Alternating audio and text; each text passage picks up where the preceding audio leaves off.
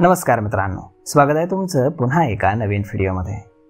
मित्रांनो, क्रिकेटमध्ये असं अनेकदा म्हणतात की जेव्हा तुम्ही एखाद्या ठिकाणी गोलंदाजाचा सामना करता तेव्हा तुमचं ध्येय हे खेळपट्टीवर टिकून राहण्याचं असावं आणि जेव्हा तुम्ही एखाद्या कमकुवत गोलंदाजाचा सामना करता तेव्हा मात्र तुम्ही एका षटकारामध्ये फटकेबाजीचा प्रयत्न केला पाहिजे। बाजारातील घसरणीनंतर गुंतवणूक करणं हे कमकुवत गोलंदाजाला तोंड देण्यासारखं आहे। यामध्ये पडलेल्या बाजारामध्ये गुंतवणूक करण्याची ही योग्य वेळ आहे का, याचबाबत आज आपण जाणून घेणार आहोत। शेअर बाजारामध्ये राहावं की निघावं? अर्थात राहावं। पडत्या बाजारामध्ये शेअर बाजारातून बाहेर पडण्याचा निर्णय घेतल्यास गुंतवणूकदारांच्या पदरी निराशाच पडणार आहे। मात्र जेव्हा बाजारासाठी आव्हान असतं तेव्हा तिथेच संधीही असते। शेअर बाजारातील पडझडीच्या दरम्यान गुंतवणूकदाराला आपली गुंतवणूक रणनीती बदलण्याची आवश्यकता असते, कारण अस्थिर बाजार हा इंट्राडे ट्रेडिंगसाठी अनुकूल नसतो। जेव्हा बाजार अस्थिर असतो तेव्हा गुंतवणूकदार बनण्याची आणि पैसे गुंतवण्याची योग्य वेळ असते। पडलेल्या बाजारामध्ये कमी किमतीला अनेक चांगल्या कंपन्यांचे शेअर्स उपलब्ध असतात। यामुळे अस्थिर बाजारामध्ये टप्प्याटप्प्यानं शेअर्स खरेदी करण्याचं धोरण आखलं पाहिजे। यामुळे पडलेल्या बाजारातून गुंतवणूक काढून घेणं हे कधीही योग्य ठरणार नाही। इतर सर्व गुंतवणूक साधनांपेक्षा सरस परतावा देण्याची क्षमता ही शेअर बाजारामध्ये आहे।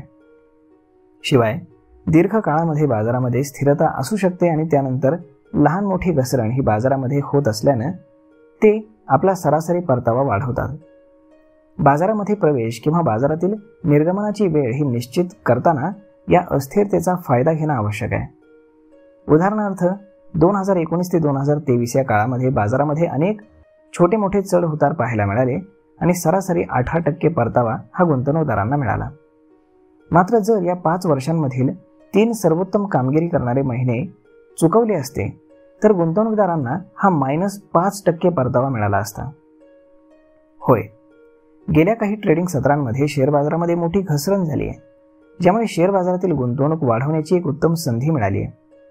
मात्र शेअर बाजारामध्ये गुंतवणूक करण्यापूर्वी गुंतवणूकदारांनी बाजारातील अनेक ट्रिगर्स आणि संभाव्य जोखमींचं बारकाईने निरीक्षण करायला हवं। अस्थिर बाजारामध्ये समभाग निवडताना कंपनीचे मूलभूत घटक जसे की कंपन्यांची तिमाही कमाई, कर्जाचं गुणोत्तर आणि स्पर्धात्मक स्थिती याबाबत आढावा घ्यायला हवा। उदाहरणार्थ, ज्या कंपनीच्या शेअर्समध्ये किंवा ज्या कंपनीत तुम्ही गुंतवणूक करणार आहात ती कंपनी आर्थिक आणि जागतिक दबावाला तोंड देऊ शकते का, तिचं सध्याचं व्हॅल्युएशन काय आहे, वगैरे वगैरे।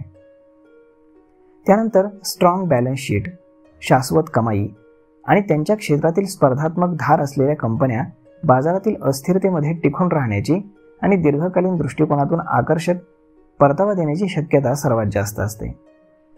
घसरत्या बाजारातही सर्व कंपन्यांचे शेअर्स घसरत नाहीत। गुंतवणूकदारांनी अशा कंपन्या हेरून त्यांच्या किंमत आणि उत्पन्न गुणोत्तर म्हणजेच PE रेशो आणि तिच्या कमाईच्या क्षमतेवरती लक्ष केंद्रित करायला हवं। एकूणच बाजारामध्ये अविचारीपणे गुंतवणूक करण्याऐवजी वाजवी मूल्यांकनावरती मजबूत पाया असलेल्या कंपन्यांमध्ये गुंतवणूक करणं हे नेहमी श्रेयस्कर ठरेल। साधारणतः 10 ते 15 दरम्यान PE रेशो असलेले शेअर्स हे चांगले व्हॅल्युएशन तुम्हाला भविष्यामध्ये देऊ शकतात। शेअर बाजारातील गुंतवणूकदारांना मंदीच्या काळामध्ये गुंतवणूक करताना 40-30-30 या नियमाचं पालन करण्याचा सल्ला तज्ज्ञ देतात। बाजाराचे अर्थात एखाद्या कंपनीचे समभाग कमी मूल्यांवरती जर मिळत असतील तर त्यावेळी 40% भांडवल गुंतवलं जातं।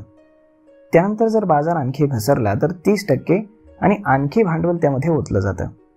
बाजारामध्ये जर समजा अजून जास्त घसरण झाली तर शेवटचे 30% भांडवल गुंतवलं जातं। या पद्धतीनं एकाच वेळी सर्व भांडवल हे शेअर बाजारात गुंतवलं जात नाही। याशिवाय टप्प्याटप्प्यानं शेअर्स खरेदी केल्यानं सरासरी किंमत देखील कमी होऊन तुमची जोखीम म्हणजेच रिस्क कमी होते।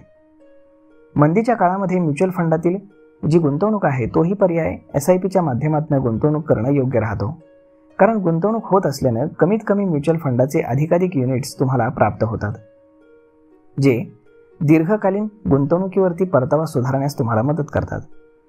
बाजारामध्ये तेजीचे युनिट्स मूल्य अर्थात जी काही NAV आहे ती जलद गतीने नंतर वाढते। एखाद्या घटनेचा प्रभाव हा मर्यादित कालावधीपुरताच आपल्याला दिसून येतो। यामुळे दीर्घकालीन गुंतवणूक सुरू ठेवल्यानं प्रतिकूल घटना या बाजारामध्ये पैसे गुंतवण्याची आणि कमी कालावधीमध्ये अधिक परतावा मिळवण्याची शक्यता वाढवते। दुर्दैवानं काही गुंतवणूकदार अशावेळी घाबरून त्यांची SIPची गुंतवणूक थांबवतात, परंतु ते योग्य नाही. मित्रांनो, अनिश्चिततेचा काळ हा दीर्घकालीन गुंतवणूकदारांच्या सवलतीच्या किमतीमध्ये शेअर्समध्ये गुंतवणूक करण्यासाठी एक उत्तम संधी देतो. हे गुंतवणूकदारांनी लक्षात ठेवणं अत्यावश्यक आहे. जसं की वॉरेन बफेट म्हणतात की अनिश्चितता ही दीर्घकालीन मूल्यांच्या खरेदीदाराची मैत्रीण असते. अगदी त्याचप्रमाणे. तर मग मित्रांनो, अशा पद्धतीने सध्या जी शेअर बाजारामध्ये पडझड चालू आहे, हीच खरी वेळ आहे गुंतवणूक करण्याची, हे लक्षात असू द्या. तर मग मित्रांनो, हा व्हिडिओ, ही माहिती तुम्हाला कशी वाटली हे तुम्ही आम्हाला कमेंट करून नक्कीच सांगा. आणि जर आवडली असेल तर आपल्या जवळच्या मित्रमंडळींसोबत देखील हा व्हिडिओ तुम्ही शेअर करायला विसरू नका. धन्यवाद.